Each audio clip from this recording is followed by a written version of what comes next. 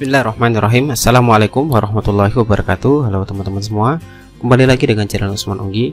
Baiklah, di kesempatan yang baik ini kami kembali akan berbagi informasi seputar P3K Guru, terkhusus untuk P3K di tahap 2. Karena berdasarkan jadwal hari ini sudah seharusnya itu pengumuman dan pemilihan formasi tahap 2, teman-teman. Oleh karena itu silahkan simak videonya sampai selesai terkait dengan pembahasan kita mengenai pemilihan formasi. Dan jangan lupa seperti biasa bagi rekan-rekan yang baru pertama kali menemukan channel ini, jangan lupa untuk tekan tombol subscribe-nya dan aktifkan lonceng notifikasinya agar setiap kami mengupdate informasi-informasi terbaru seputar P3K Guru, teman-teman yang pertama kali mendapatkan notifikasinya. Oke teman-teman, terima kasih. Baiklah, langsung saja kita ke pembahasan terkait dengan pemilihan formasi. Tentunya hari ini ya teman-teman, itu pengumuman dan pemilihan formasi tahap 2 itu akan dilakukan dari tanggal 15 sampai dengan 19 November 2021.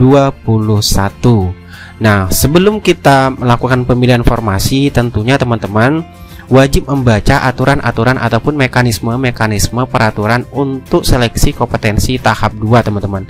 Jadi kami di sini selalu mengingatkan bagi rekan-rekan yang akan mengikuti di tahap 2 untuk selalu membaca peraturan-peraturan yang diterapkan dalam pelaksanaan seleksi kompetensi tahap 2, tentunya itu berdasarkan Permen Pan RB nomor 28 tahun 2021, teman-teman.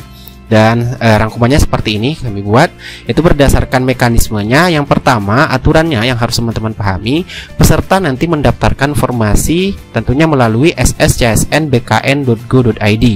Nah, sebagai bukti guru tersebut mengikuti ujian P3K Guru 2021 di tahap 2 tentunya. Kemudian peserta boleh memilih sekolah lain dan bukan sekolahnya sendiri, tetapi masih dalam satu daerah kewenangan, teman-teman. Kemudian peserta akan memperoleh lokasi dan jadwal ujian setelah melakukan pendaftaran. Selanjutnya peserta melakukan cetak kartu peserta ujian jika yang dipilih mata pelajaran dan jenjang yang sama, maka nilai yang sudah diperoleh pada ujian tahap 1 tentunya ini bagi guru honor negeri dan STHK 2 itu bisa menggunakan kembali nilai ambang batas yang sudah mencapai nilai passing grade tentunya, dan itu masih bisa digunakan, teman-teman. Nah, itu tentunya dijelaskan juga dalam pasal 34 Permen Pan RB nomor 28 tahun 2021. Dan khusus untuk bagi yang lulusan PPG, teman-teman, itu hanya bisa mendaftar nanti di domisilinya. Nah, itu berdasarkan juga penjelasan dari peraturan yang sudah ditetapkan Panselnas tentunya. Nah, bagaimana cara mendaftarnya? Nah, untuk mengenai cara pendaftarannya, pastinya teman-teman nanti langsung saja ke sscsnbkn ya, kemudian pilih login. Kemudian di sini kami sudah mencoba ya per jam 12:25 ini kami coba login, kemudian masukin password. Nah, di tampilannya seperti ini, teman-teman. Masih belum muncul tampilan untuk pemilihan formasi di tahap 2. Namun berdasarkan informasi yang kami dapat bahwasanya tadi pagi itu sempat muncul tombol, ataupun mungkin sampai saat ini teman-teman di akun SSCSN-nya masing-masing itu ada tombol icon untuk memilih formasi tahap 2, dan tampilannya lebih kurang seperti ini, teman-teman. Yang kami dapatkan informasinya yaitu memilih formasi tahap 2. Namun setelah teman-teman melakukan atau mengklik pemilihan formasi tahap 2, nanti tampilannya seperti ini ya, lebih kurang seperti ini. Jadi kalau kita lihat di sini terkait dengan data-data yang diisi, yang pertama kita lihat adalah jenis seleksi P3K Guru, dan ini sudah pasti itu P3K Guru. Kemudian di sini ada penjelasan tahap 2. Dan untuk yang teman-teman lakukan nanti pendaftaran formasinya atau pemilihan formasinya, di bagian instansi nanti di sini teman-teman akan mengklik bagian panah di sini, teman-teman, untuk memilih instansi yang akan dilamar untuk menjadi P3K Guru. Kemudian jenis formasinya silakan dipilih nanti di sini. Namun sampai saat ini belum ada, teman-teman, untuk melakukan pendaftaran ini. Jadi dicek saja secara berkala. Kemudian untuk pendidikan, nah di sini untuk pendidikan teman-teman juga memilih pendidikan teman-teman sekalian. Kemudian sertifikat pendidik, dan di sini ada keterangan data yang tampil adalah data dari Kemendikbudristek GTK. Jika terdapat perbedaan, harap berkoordinasi dengan instansi terkait, teman-teman, terkait dengan sertifikat pendidik. Kemudian nomor ijazah juga dicantumkan, dituliskan nanti di sini. Kemudian tahun lulus, kemudian tanggal ijazah, nama perguruan tinggi. Dan di sini teman-teman harus membaca petunjuk nanti terkait dengan pemilihan formasi, di mana di sini keterangannya pilihlah instansi dan jenis formasi dari formasi tujuan pendaftaran. Kemudian klik tombol pilih untuk melakukan pengecekan formasi serta syarat batas umur instansi. Kemudian 3, pilih jabatan dan lokasi formasi dari formasi tujuan pendaftaran. Kemudian yang keempat terakhir, isilah captcha di bawah, diklik tombol akhiri pendaftaran untuk lanjut mengakhiri pendaftaran teman-teman. Jadi di sini silakan diklik diisi captcha nanti baru akhiri proses pendaftaran tahap 2. Dan tentunya nanti teman-teman lakukan pencetakan kartu peserta ujian. Dan untuk mengenai informasi yang bisa dilamar tentunya itu harus linear dengan kualifikasi pendidikan ataupun sertifikat pendidik. Dan hal ini sebagaimana juga dari pendaftaran tahap 1 yang lalu, itu formasi yang muncul adalah formasi-formasi yang sudah ditentukan oleh sistem.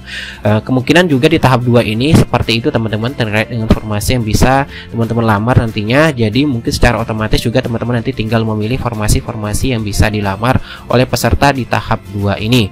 Dan mengenai dengan apakah kita bisa mengedit data kita, namun berdasarkan di sini teman-teman yang sudah dilakukan atau yang sudah muncul itu tidak ada pengeditan data ya teman-teman. Dan di sini hanya tampilan untuk instansi, jenis formasi, kemudian pendidikan, kemudian sertifikat pendidikan. Dan terkait dengan serdik apakah bisa diupload ulang, kemungkinan ini tidak lagi teman-teman, karena mengenai dokumen ataupun data-data peserta itu sudah diinput pada saat seleksi administrasi di awal pendaftaran kemarin teman-teman.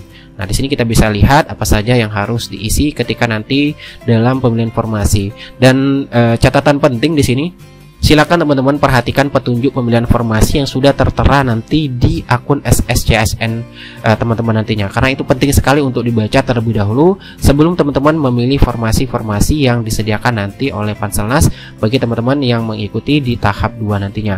Namun mungkin teman-teman sudah coba mengisi di sini namun tidak muncul ya, karena memang belum disediakan teman-teman, atau keterangannya seperti ini. Itu pendaftaran untuk pemilihan formasi tahap 2 itu belum dibuka. Jadi ditunggu saja dan sabar teman-teman, jangan terburu-buru karena jadwal yang sudah ditetapkan oleh Panselnas tentunya itu dari tanggal 15 sampai dengan 19 November 2021 seperti itu. Dan banyak juga yang masih bertanya rekan sekalian, apakah di tahap 2 ini ada sistem pengujian? Tidak ada teman-teman.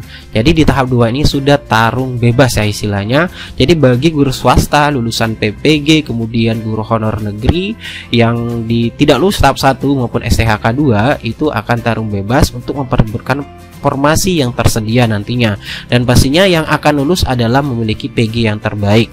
Dan mungkin kebijakan yang diberikan tambahan bagi guru honor negeri dan STHK 2 yang sudah mencapai nilai PG di tahap 1 yang tidak mendapatkan formasi, yaitu bisa kembali menggunakan nilai ambang batas yang sudah didapatkan di tahap 1 di tahap 2 ini. Jadi saran kami silakan ikuti ujian, kemudian menjawab soal-soal dengan benar. Dan tentunya bagi rekan-rekan guru honorer yang sudah mengikuti tahap 1 itu sudah mendapatkan gambaran soal yang akan diujikan nantinya, karena berdasarkan penjelasan dari Kemendikbud yaitu bahwasanya soal tersebut tidak jauh berbeda, hanya saja itu soalnya bank soal yang disediakan itu banyak ya teman-teman. Oke, itulah informasi yang dapat kami bagikan kepada rekan-rekan sekalian. Jadi silakan cek secara berkala mulai hari ini teman-teman untuk melihat di akun masing-masing terkait dengan tombol untuk memilih formasi, dan untuk gambaran caranya sudah kami jelaskan tadi teman-teman. Oke, sekian dari semoga bermanfaat. Wassalamualaikum warahmatullahi wabarakatuh.